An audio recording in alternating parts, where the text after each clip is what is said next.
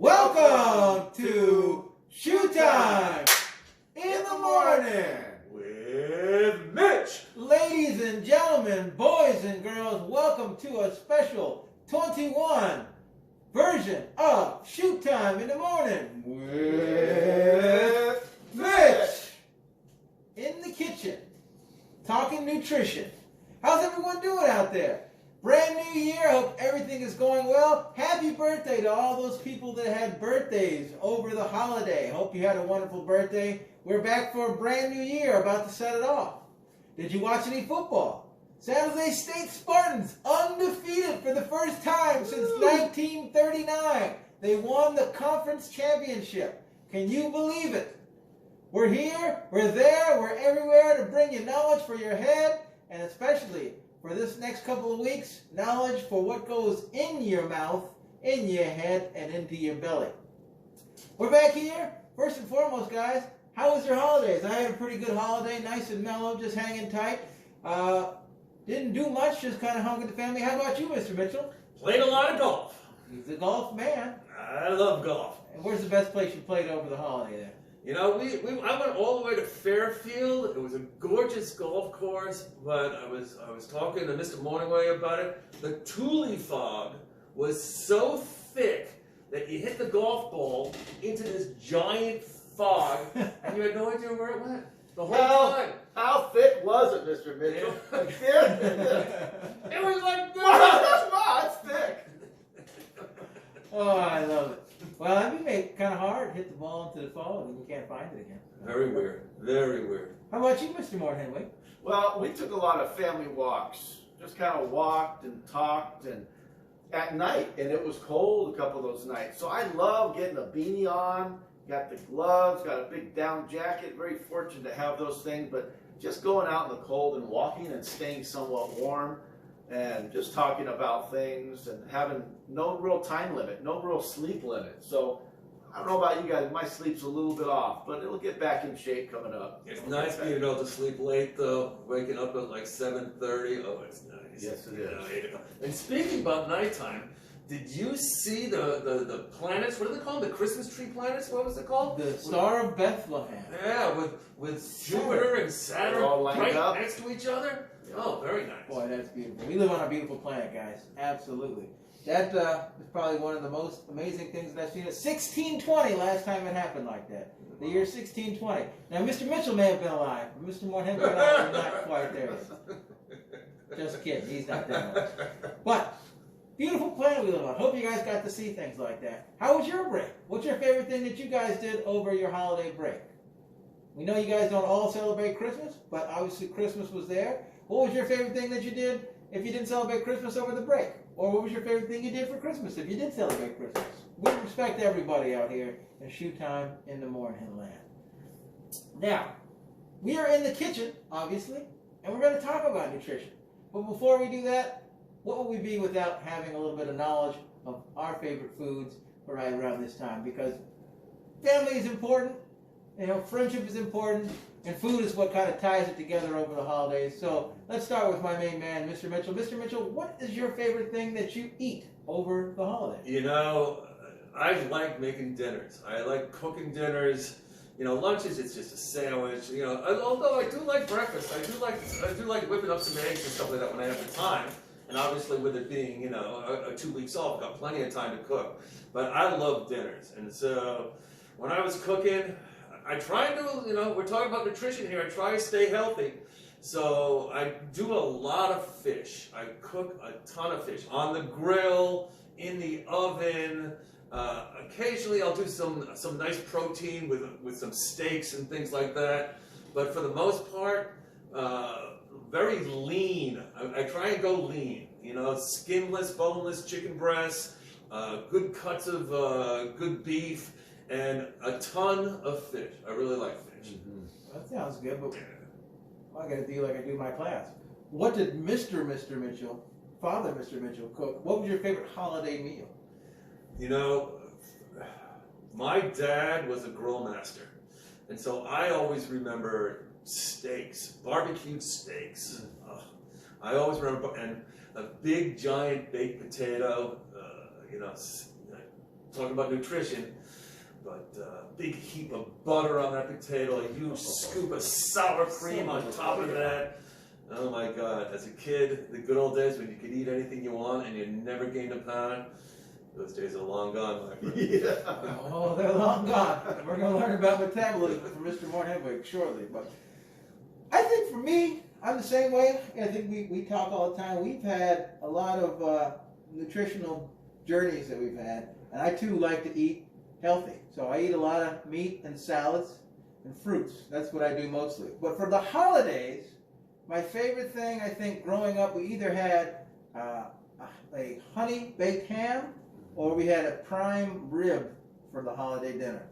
And I think I like them both equally. And I think what I used to like to do sometimes is down near the end, you cut off a piece of prime rib and then a piece of ham, and then you run it through the mashed potatoes and cover it all that and eat it in one forkful. That's the word I'm looking for. And I gotta say, at that time, your belly's probably hanging out there. You're sitting back, full, but oh, it's so delicious.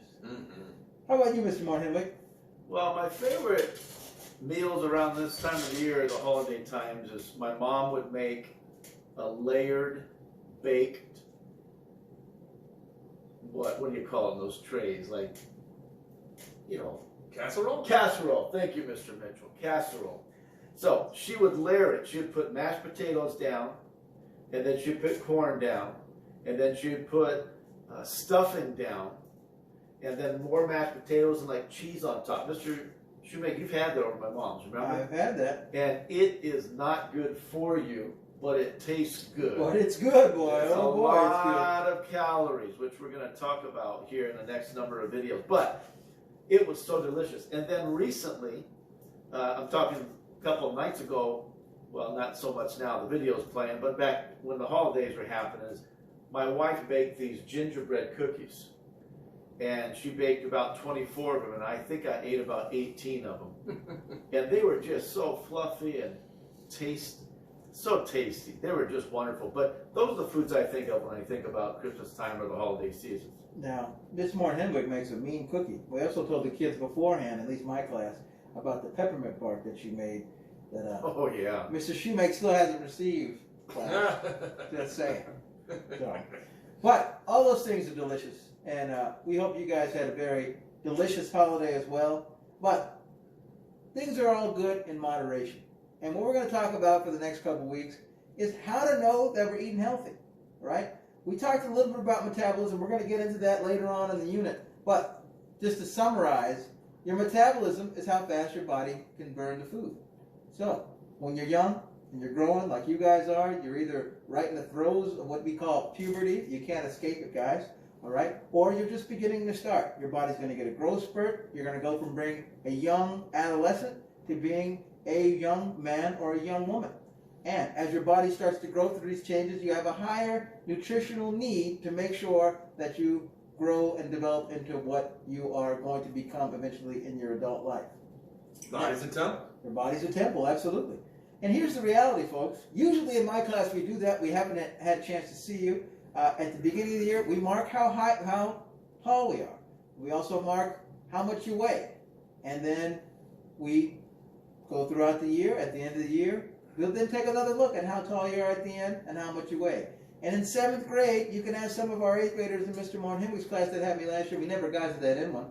But some of them have grown 3, 4, maybe 5 inches in their 7th grade year. Some of them may have only grown a half an inch. But there it sits. All right, you see the kids at Leland. Well, Mr. Mitchell, Mr. Morton Henwick, and myself have been here at Red Heart long enough to know the majority of those kids. And some of those guys and girls that we see, you know, they're 4'11" when we have them. And then we see them 2, 3 years later at Leland, and they're 6'2", 6'3". Mr. Shoemaker, do you remember me? I remember you. I just can't remember because when I saw you, you were this young. Let me think about it, and then you give me 20 seconds, 30 seconds, I could cycle through it. I'm pretty good about picking them out. But the point is you're going to grow. You're going to get your growth. And you can do that in a number of ways. And it's all about making healthy decisions to understand. Now, not only healthy decisions to understand for when you get to high school, you'll be in high school, guess what? I'd say in high school, and would you guys agree, Your metabolism is probably still churning like a champion, maybe more than it is now. And you can eat anything. I mean, especially, we played sports. When I was playing in high school, I ran track, I played football, I ran around with my friends, did all kinds of crazy stuff. We played basketball after school every day. They were on the basketball team. I was not. But I did play basketball with them every day just to have fun. We just killed time as we did. Then I walked a mile home. So I was burning calories left and right. I could eat whatever. And then you get into college.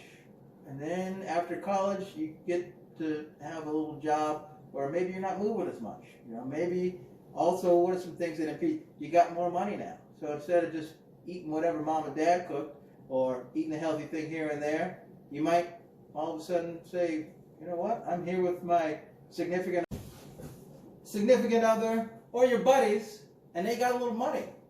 And then you have some time on your hands, maybe not a lot of time for cooking because we may not know how to do that yet, and you go out and get a treat. For instance, Mr. Mitchell, when you had your first income coming in, college time, what was your favorite go-to meal? Well, I'll tell you, before college, I was talking to you about this. My high school in Yonkers was right across the street from a fantastic pizzeria called Carlo's. Carlo's.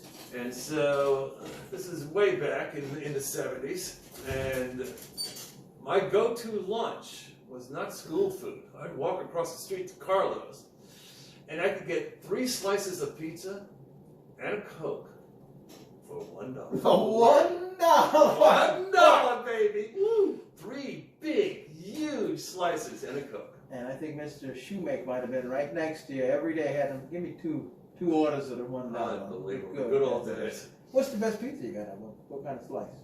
You know, as a kid, I just got cheese. I just got the basic plain, you know, slice with cheese. Now, I'm a sausage and mushroom kind of guy. Sausage. Was the pizza the kind that just drooped, or was it firm crust? You take that pizza. It was big, a big triangle, and you'd fold it. Oh yeah. And when you fold a New York slice of pizza, the grease will run from the pizza right down your forearm. Oh, it's a beautiful, beautiful, beautiful thing. After you ate it, did you Yeah. lick your forearm or no? We'll save that for another video. What about you, Mr. Monahan? What's your favorite go-to fast food? Mr. Shoemake, when you mentioned, when you get your own income, I remember distinctively when I started working as a teacher a long time ago, and I had a card that you could use for cash. I discovered that I could go to Safeway or 7-Eleven anytime I wanted. So the first thing I think of when you ask that question is I would go buy a big bag of Cheetos. And I'd use my card, I'd get the Cheetos and go to my own place. I was just freshly married. My wife would be in bed and I would just eat Cheetos. And I thought, this is freedom. It's freedom. Eating Cheetos in bed with the little lady. But that's what I think of when I think of something that I really enjoyed. Also, I gotta say, Taco Bell was awesome. I would eat a lot of Taco Bell when I was younger. Yeah, I got it. And you mentioned Taco Bell. My first thought was to go with, when I was just around that age, I really, really, really would go with probably my favorite meal. It's the double Western bacon cheeseburger meal from Carl's Jr. But I gotta say, Mr. Monahan and I grew up right around the corner from each other, and there was a Taco Bell, probably closer to me, but really close to his house as well. And in that time, everything at Taco Bell was $59, $79, or 99 cents. So I'd take $5, I would go in there and go buck wild. We get 2 tacos, 2 chili cheese burritos, a burrito supreme, and a nacho bel grande. And if I was really feeling it, maybe another taco. And well, that would be under $5. I'd head on down back to the house, and you know, Mr. Shoemake can eat. So by the time I got back to the house, 80% of the meal might have been gone already. And I'd sit down and finish up the nachos, and boy, be ready to go back to Taco Bell for some more. So ease and accessibility is a big thing. It's a big thing. What we're going to teach you guys is how to be nutritious and healthy, not only for you right now as you're growing, right? You're going to, some of you are already there, you're starting puberty. Some of you guys will be there. No getting away from it, folks. That's just the nature of life. Believe it or not, we were all once kids in 7th grade. All right, now we have beards, we have height differences, we have hair under our armpits, and a whole bunch of other things that makes you from a boy to a man. And for you young ladies, you'll see your differences. It'll be pretty obvious. Okay, now, we want you to be nutritiously healthy so you can get the best out of your growth. We want you to be nutritiously healthy so you can live a long life doing whatever it is that you want to do. Yeah, I tell you, you know, fast food might be good. I don't know how nutritious it is, though. Oh, it's terrible for you. It tastes great, though, but it's terrible for you. And I tell you, these guys both have children, all right? When you're providing for your own family and you're trying to provide, make sure your kids are healthy, it's a whole different ballgame. You got to know not only what can I get to make sure that everyone eats healthily and how can I cook it to make sure it's done the best way, but you're responsible for your entire family. So our goal is to get you the knowledge of how to do that and put it into your brains so you can live that forth from this moment on. All right? We're going to talk about the entire nutritional scale here. Just a general overview. We're going to start with what you eat. Is eating the same thing? All right, two different things. We got a cake here. We got a salad here. Is it the same thing? Are they just as healthy as they are? Probably not. All right, we're going to break down exactly why. All right, calories are the energy content of food. That's where we'll start. We got calories. All right, energy content of food. You also burn your energy from your body in calories. So calories in, calories out, right? Not necessarily. All right, the calories are broken into macronutrients. The macronutrients are protein, carbohydrates, and fats, and we'll break each one of those down. Then you can go further. There's things like fiber. There are sugars. There is sodium, salt, all right? Should you eat salt? Well, actually you should eat salt, but how much is too much? How much is just right, all right? We got water. We talked about water. How much water should you be consuming on a daily basis? All right, what is the role of water inside of our body? How can we consume water? How can we get water if we're not drinking water directly from a cup or in our ancestral days from a river or a lake? All right, what other things have water in it? Where does it come from? We're going to learn about all this stuff here. All right, how do you know how many calories you should be consuming on a daily basis? We will learn all this information. This is the nutritional qualities that will come to you and more as we go. All right, but being that as it sits, we are going to learn about the entire gamut of nutrition and how you can be a healthy individual from this point to the end of your days, which I hope are in your 80s and 90s, and you have plenty of time. Another way you can do that is by eating healthy. If you eat Takis and Cheetos every day, chances are your body will be in imbalance and you will definitely develop what we call obesity and maybe a little dis-ease or disease. So we're going to learn about that, and as we go, we're going to bring you nothing but quality nutritional information. Now we turn over to Mr. Morn-Henwick. Mr. Morn-Henwick. Well, we're back at it, guys. Shoot Time in the Morning with Mitch. Mitch, give us something from the sports factor. Ah, sports factor. All right. Who wants more football? Yeah, I'm not going to do it to you kids. I think I hammered you with enough football. But there are plenty of other sports. So let's try basketball. I know a lot of you play basketball. A lot of you like basketball. So my basketball question is, who are the defending champions? Who are the NBA champions? The defending NBA champions. That's my question. Excellent. All right, Jolly Geographer. What do you got? Well, we're in a food version of Jolly Geographer, and we all have our different foods when we like to eat around the world. And culturally, Mr. Shoemake's favorite is sushi, as I'm sure you're all well aware of. But nice, easy ones here, all right? We're going to learn about foods from different places. This one should be easy if you pay attention to American lore. What state is well known for its potatoes? Nice. Well, Mr. Mitchell, Mr. Shoemake, I just burned 2,000 calories. Really? Yeah, I did. Well, I'll tell you this. That's the last time I'll leave brownies in the oven while I take a nap. Yeah. Oh, boy. It's good to be back, guys. It's great to see you guys. We've talked about some things. Mr. Shoemake kind of gave you a helicopter view. He's going to get into a lot more detail. We're going to give you a lot more detail in the upcoming weeks. But realize when it comes to health, health is basically three things. You know how you kind of staple 3 pieces of paper together, keeps them together? There's 3 basic papers, if you will, that are stapled together to make you healthy. One is you need to eat well. We're going to talk a lot more about that in the upcoming weeks. You need to eat well. The second one is you need to exercise hard. Put your body in a position where you have enough anxiety on your body, where it needs to cool itself down. You sweat, and then you shower, as we taught you. Talk a little bit more about that. And then the third prong, or the third piece of paper that's stapled together, is you need to sleep enough. You need to sleep enough. Sleep is really important. And I like sleep. Do you guys like to sleep after a hard day's work? Oh, absolutely. I think, what do they say about kids? How many? 8 hours? 8 to 10. 8 to 10. 8 to 10. And it's been a hard day's night. Remember that song? It's been a hard day's night. And I've been working like a dog. It's been, you know. So after a hard day's night, you get tired. You hit the pillow. I mean, I hit that pillow, and the sleep is good. It's just, you kind of hit the pillow and sleep. Just go.